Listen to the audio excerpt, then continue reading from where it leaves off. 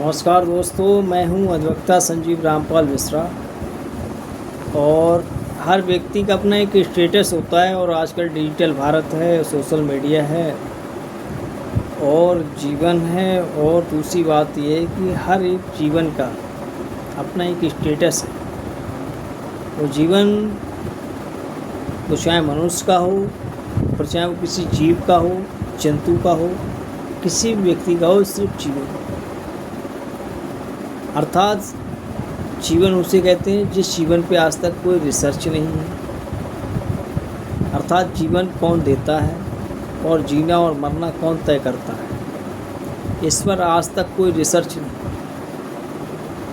लेकिन जीवन में जो जीवन है, उस जीवन में जो समय है, परिवर्तन है, भौगोलिकता है, ये बहुत सारी चीज़ें हैं और एक्टिविटीज़ हैं हमारी, और बहुत सारी जो कीट पतंगे और बहुत सारी योनियों के रूप में जो बांटे गए हैं और धर्म आधारित उनको नाम और उनको सांकेतिक किया गया है। ऐसे बहुत सारे जो जीव हैं जिनको पवित्र और अपवित्र ही माना गया है। जीवों को भी जो है जो जीव हैं उनको भी अपवित्र और पवित्र माना गया है।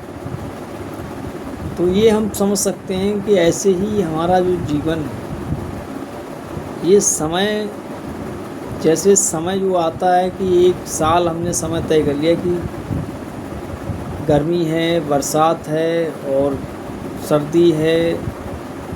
ऐसे समय को बांटा गया 4 भाग।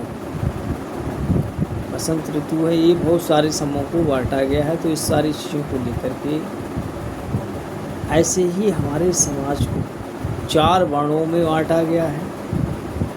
ऐसे ही बहुत सारी चीज़ 4 विभागों में बांटा गया है मुख्यतः। चाहे वो आप किसी भी विभाग को और किसी भी एक्टिविटीज़ में देख लें, जीवन जो है वो भी 4 भागों में बांटा गया है। दूसरी बात यह है कि सारे जीवन में समय चक्र चलता है। समय चक्र का मतलब है कभी शांति है, कभी अशांति। ये युद्ध है और महायुद्ध है और कभी झड़प। झड़प जब है जब राजा है। महायुद्ध और परिवर्तन तब है जब युग का परिवर्तन है, यानी समय का बदलाव। और हर 100 साल बाद परिवर्तन होता है। ऐसे ही जीवन में भरत तिवारी जैसे लोग, जैसे आज़ाद भारत था, अंग्रेज़ों का, गोरों का राज्य था, तब भी गरम दल और नरम दल थे। जो गरम दल वाले थे वो पिस्टल ताने थे, और जो नरम दल वाले थे, हम जैसे व्यक्ति, वो कलम थामे थे। जो गरम दल वाले थे वो कोई फांसी झूल गए, उन्होंने क्रांतियाँ जगा दी, क्योंकि बाहुबल भी चाहिए, यानी कि शारीरिक भी चाहिए। अब कलम जो थामे हैं उनको एक पहचान भी चाहिए कि किसने बलिदान किया है। तो ये देश में ही 2 क्रांति हैं, एक नरम दल और एक गरम दल। तो आज तक देश में ना तो गरम दल वाले को कोई झुका पाया है और ना ही नरम दल वाले को झुका पाया है। ऐसे ही आज फिर 100 साल की जो देश की आज़ादी का पट्टा महसूस होता है, यानी पट्टा है 100%, क्योंकि इतना देश पे कर्जा है। जिसका कर्जा है वो देश को क्यों सपोर्ट करेगा जब युद्ध होगा, महायुद्ध होगा या भारत पे होगा। जिसको कर्जा चाहिए वो अपना दबाव बनाएगा और अपनी बात रखेगा, अपनी गद्दारी करेगा। जो जिसके माइंड में जो चाल होगी वो 4 विभागों की तरह है, 4 दिशाओं में जाएगा और 4 लोगों की बात। ये देश चल रहा है। ऐसे ही भरत तिवारी लिख लिख करके थक गया, लोगों को जनसुनवाई में थक गया, जब लोगों ने उसको व्यक्तिगत, क्योंकि एक स्वाभिमान होता है। स्वाभिमान ये है लोकतंत्र का कि अगर एक अधिकारी बैठा है जन सुनवाई के लिए और उसको एक सरकार जो हमने चुनी है, जिसको हमने वोट दिया है, वो सरकार अगर वास्तव में अपना एक प्रतिनिधित्व जो हमारा जो विभाग में तय किया है, बाबू की पोस्ट पे चपरासी को जिस विभाग में जिस तरीके जिस पोस्ट को हमने तय किया है, उस हिसाब से अगर एक आम आदमी जाता है वो आम आदमी आपको टैक्स देता है हर तरीके, जैसे आप उसको लूट लेना चाहते हैं, घोटाला कर लेना चाहते हैं, जिस तरीके से आप सरकारी ईमानदारी चलाना चाहते हैं ईमानदारी से। हर आदमी, हर व्यक्ति रोज़ मेहनत करता है, हर व्यक्ति भी जानते हैं कितना टैक्स है। भारत सरकार का नहीं, जो लोग विश्व के हैं उनका भारत के हर व्यक्ति पे, यानी जो बच्चा भीख मांगता है उसकी भी गिनती अगर है तो उस पर भी आप समझ लो कर्जा है। किसका है वो कर्जा? भारत सरकार का है। और भारत सरकार पे अगर कर्जा है तो वो क्यों न्याय देगी? वो आपके साथ उतना ही कमाएगी कि कुछ ना कुछ सरकार के खाते में पहुँच जाए। अगर राजीव गांधी ऐसा प्रधानमंत्री ये कह सकता है कि केंद्र से 1 रुपया चलता है और तुम्हारे गरीब आदमी खाते में 10 पैसे या 25 पैसे पहुँचते हैं, तो भी आप समझ लीजिए कि आप 24 घंटे में 12 घंटे 10 घंटे काम कर रहे हैं, और उसके बावजूद भी खाने पीने की वस्तुओं उन पर भी आप जीएसटी के रूप में आप 25% 10% जो भी टैक्स दे रहे हैं। ये भी गवर्नमेंट की सरकार में जाते जाते 2 रुपये या 1 ही रुपये पहुँचता है 100 रुपये। और 1 रुपये की बात करें तो वहाँ पे अगर तुम्हारे पास केंद्र का चलता 10 पैसे आते हैं और तुमसे जो लिया जाता है वो पहुँचता है मुश्किल से 20 पैसे। तभी सरकारें चल पाती हैं, तभी यहाँ सरकारों की पार्टियों के टिकट गुंडा माफिया तड़ीपार लोगों के लिए 3 करोड़ 10 करोड़ 5 करोड़ में बेचे जा रहे हैं। उनके ही आपको गलियों में, रोडों में, सड़कों पे पोस्टर महसूस होते हैं, लगाए जाते हैं। कोई गरीब आदमी अगर जनप्रतिनिधि आपका बनना चाहे क्षेत्र में जो वास्तव में सामाजिकता का काम करता है, तो उसके लिए आप लोग नहीं चुन पाते, क्योंकि उसके पास आपको नाश्ता कराने को, खिलाने के पिलाने के लिए पैसे नहीं। क्योंकि आप और आज का जो डिजिटल भारत है उसको एंड्रॉयड फ़ोन चाहिए, लेकिन कमाई नहीं करेगा 10 पैसे की, कमाई करेगा क्योंकि पूरी सरकार रोज़गार नहीं दे रही है, साधन संसाधन नहीं दे रही है। हर आदमी अपना धंधा कर रहा है, तो अपना धंधा कर रहा है तो दूसरे को धंधा क्यों देगा, रोज़गार क्यों देगा? वो अपना खुद कर रहा है कमाने के लिए। आप हमारी बात समझ रहे हैं? रोज़गार का मतलब ये है कि सरकार का रोज़गार होना चाहिए। अगर व्यक्ति ही रोज़गार देगा तो कौन देगा? आजकल बड़ी बड़ी प्राइवेट कंपनियों में बड़ी बड़ी सिफारिशों से लोगों को पद मिल रहे हैं और नौकरियां मिल रही हैं।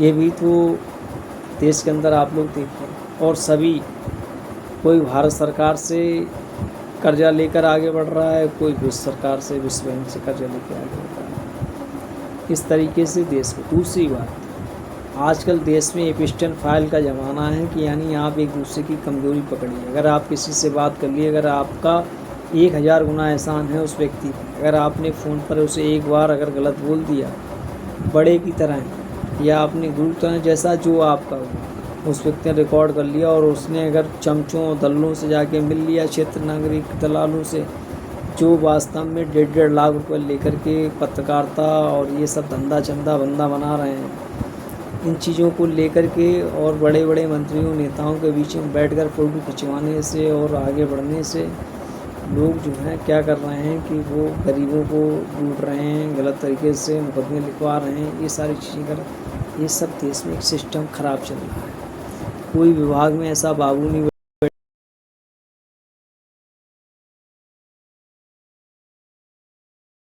काम करना है। फरीद तिवारी जैसे लोगों को हमको नमन करना चाहिए, क्योंकि जो गरम दल के हैं वो वास्तव में हथियार उठा लेते हैं, और जो नरम दल के हैं, हम जैसे लोग, वो कलम से लिखते हैं। हम गरम दल वालों को भी सपोर्ट करते हैं, क्योंकि हम दोनों भाई हैं, एक गरम दल एक नरम दल। एक तो आपने देखा 2 भाई कहते हैं, एक सीधा और एक बहुत टेढ़ा है, तो ऐसे ही गरम दल एक नहीं। तो भगत सिंह जैसे लोग पैदा हुए क्रांतिकारी, तो वो गरम दल के। लाला लाजपत राय जैसे हुए, लाठी खाई, चार्ज किया गया उनको, लाठी चार्ज, उनकी जो है लाठी मार मार के हत्या कर दी गई एक प्रकार की, अगर देखी जाए तो ये नरम दल के थे। तो इस तरीके से हमारा देश आगे बढ़ रहा है, हम लोग आगे बढ़ रहे हैं, हम लोग काम कर रहे हैं, लेकिन आज वास्तव में जो युवा पीढ़ी है उसके साथ बहुत बड़ा धोखा हो रहा है, क्योंकि ना ही हमारे देश में खाने के लिए आपको सच बताऊं, ना ही हम लोगों को खाने के लिए शुद्ध मिल रहा है, क्योंकि सारा केमिकल चल रहा है। सब कुछ केमिकल युक्त है, और जो ऑर्गेनिक है वो आज केमिकल से भी ज़्यादा महंगा है। बड़े बड़े रेस्टोरेंटों में ऑर्गेनिक के नाम पर जो है बहुत मोटा पैसा कमाया जाता है। लेकिन बहुत सारी चीज़ें हैं, आज क्रांति की बहुत ज़रूरत है, क्योंकि डिजिटल भारत है, और डिजिटल भारत में कोई भी क्रांति कर सकता है जो सत्य को लिए लड़ता है। और जो सत्य के लिए लड़ता है वो हमेशा अकेला होता है, अकेला रहता है, अकेला चलता है, और मरने के बाद लोग उसको याद रखते हैं, काफिले चलते हैं। आज भरत तिवारी मारा गया, एक हमारा क्रांतिकारी वीर, जिसको 100 बार नमन है हमको, क्योंकि वो गरम दल का क्रांतिकारी था। बहुत सारे आजकल लोग कुछ जातीय धर्मों बटे हुए सपोर्टर हैं, वो बहुत सारी बातें कर रहे हैं कि वो ब्राह्मण है इसलिए। ऐसा नहीं है, वो ब्राह्मण है लेकिन वो लोगों की लड़ रहा है। मैं भी एक कलंक का सिपाही हूँ, तो मैं कल लड़ने के लिए आज बरेली अपने उत्तर प्रदेश से जो है कल जयपुर जाऊँगा, रात भर सफ़र करूँगा एक गरीब आदमी के लिए, वो भी एक दलित के लिए। तो ये सारी चीज़ें, इन चीज़ों का कोई मतलब नहीं। हम लोगों के अंदर मानसिकता होनी चाहिए, इंसानियत। तो भरत तिवारी जैसे लोग जिन्होंने एक डिजिटल क्रांति का जो है नारा दे दिया और देश में बदलाव परिवर्तन का जो है एक बहुत बड़ा अपना बलिदान जो है वो उनका सहारा बन गया। आज समाज में व्यक्ति युवाओं के अंदर एक जुनून पैदा कर दिया। बहुत सारी चीज़ें, इन चीज़ों को देखते हुए उनको आगे बढ़ना। और स्थानीय जो दलाल आजकल विभागों के हिसाब से जो दलाली कर रहे हैं, उनसे बच कर के, उनसे हट कर के हमको आगे बढ़ना, तब हमारी जीत है। वरना हम लोग जो स्थानीय करदल्ले हैं, दल्ले हैं, तो इन लोगों से हमको बचना है, क्योंकि गुंडागिरी ख़त्म हो गई, गर्दल्ले ज़्यादा पैदा हो। और ये गर्दल्ले सब नोटों की दम पर क्षेत्रों में नंबर 2 के काम कर रहे हैं, स्वयं अब करा रहे हैं और आगे बढ़ रहे हैं। और स्टेटस, कार, गाड़ी, बड़ा VIP फ़ोन, ये सब स्टेटस नहीं है। स्टेटस ये है कि हमारे गरीब आदमी को पानी मिल रहा है। हमको ये नहीं देखने किस जाति किस धर्म का। और दूसरी बात यहाँ पर मैं ये कहूँगा, बहुत सारी चीज़ें गरीबों का दर्द मैं कहूँगा तो आप सुन नहीं पाएंगे, जितना मैं देखता हूँ भ्रमण किया। मैं ये भरत तिवारी को लेकर एक बात ज़रूर कहूँगा जो मन में आई हो, बहुत ज़रूरी भी कहना है। वो इसलिए कहना है क्योंकि भरत तिवारी जैसे लोग जिन्होंने लाइव इनकाउंटर दिखाया है डिजिटल भारत में, और स्वयं ये बार बार बताया है कि जो मैं कह रहा हूँ मुझे बदलाव लाना, आगे बढ़ना है, काम करना है, तो लोग चाहे जीते जी मुझे जिंदा रखो या मार। बहुत सारी चीज़ें हैं। उन्होंने एक अपना जो रिवाल्वर लिया वो चाहे किसी पे भी गोली चला सकते थे, और 8 से 10 फीट और 15 से 20 फीट की दूरी पे लोग खड़े हुए थे, वो चाहते तो किसी को भी निशाना बना सकता था। जो जुनूनी व्यक्ति है वो किसी को भी निशाना बना सकता है। रोड ट्रेंडिंग लिया हुआ आदमी फेल हो जाएगा, लेकिन जुनूनी व्यक्ति जो है वो बार बार निशाना बना सकता है। वो चाहता तो खुद मरने का, अगर उसे खुद मालूम होता, और जिसने इतना बड़ा प्रशासन जो आज शासन पूरा देश का आदमी, नेता, यूट्यूबर, समाज जितने भी लोग हैं सभी लोग वहाँ जा रहे हैं और नमन कर रहे हैं पूरे देश में। आज भरत तिवारी को सपोर्ट कर रहे हैं। ये देश का युग परिवर्तन का युग है, डिजिटल भारत है और डिजिटल क्रांति है, क्योंकि डिजिटल क्रांति में हर व्यक्ति शामिल है, क्योंकि गरीब, मजबूर, लाचार हर व्यक्ति के पास फ़ोन है, वीडियो है। और आज हम जैसे लोगों को, क्रांतिकारियों को, चाहे वो भरत तिवारी हो, चाहे भगत सिंह हो, चाहे हम जैसे लोग जो प्योर लेखक हैं, हमारा अगर फेसबुक अकाउंट आप देखेंगे, जब से चालू किया तब से मैं एक क्रांति छेड़ा बैठा हूँ, सिर्फ गरीब समाज और सम्मान के लिए और स्वाभिमान के लिए और कानून और न्याय के लिए। तो उस चीज़ों को लेकर के अगर आप रिसर्च करें तो फिर भी मैं आज मानसिक भरत तिवारी का एक इनकाउंटर किया गया और रिवाल्वर लिखता था तो उसने ताना, तो फिर वो जो है उसका अवैध इनकाउंटर किया गया, गैर कानूनी। और ये गैर कानूनी इनकाउंटर भी नहीं कहेंगे, इसको इनकाउंटर नहीं कहते हैं, ये एक हत्या है और एक कूठा है समाज कि आज एक तड़ीपार क्षेत्र में मंत्री बना बैठा है, क्षेत्र राज देश का और समाज का, और एक शरीफ आदमी जो समाज और गरीबों के लिए लड़ रहा है उसको लोग बर्बाद कर रहे हैं। ऐसे ही हमको क्षेत्र में लोग लूट रहे हैं, बर्बाद कर रहे हैं, क्योंकि हम कलम से लिखते हैं, लोगों को न्याय दिलाते हैं और लोग हमारा मानसिक इनकाउंटर कर रहे हैं। जिसको तुम लोग उत्पीड़न कहते हो, ये उत्पीड़न नहीं, उत्पीड़न मानसिक वो है घर परिवार और समाज, लेकिन जो हमारा है वो मानसिक उत्पीड़न है, क्योंकि हम जिस गरीब आदमी की आवाज़ उठाते हैं फिर लोग मुझे टारगेट करने के लिए लोगों को, हमारे ही लोगों को लालच दे करके हमारे खिलाफ खड़ा कर गैंग बना के वहाँ पंचायतें दलालों की हो करके तो फर्जी मुकदमे। ये मानसिक उतारना फर्जी। अगर मैंने किसी को अल्ट्रासाउंड भ्रूण लिंग जांच में जो अल्ट्रासाउंड चल रहे हैं लोगों से, गरीबों से, समाज के लोगों से, किसानों से क्यों बेच के आते, लेकिन अल्ट्रासाउंड पे भ्रूण लिंग में अगर वो 10-20 हज़ार ठग उनकी जांच करवा दी, उनका अल्ट्रासाउंड की शिकायत करवा दी, तो हम पे हरिजन एक्ट लिख किया, जबकि मैं जानता नहीं कि ये हरिजन है कौन।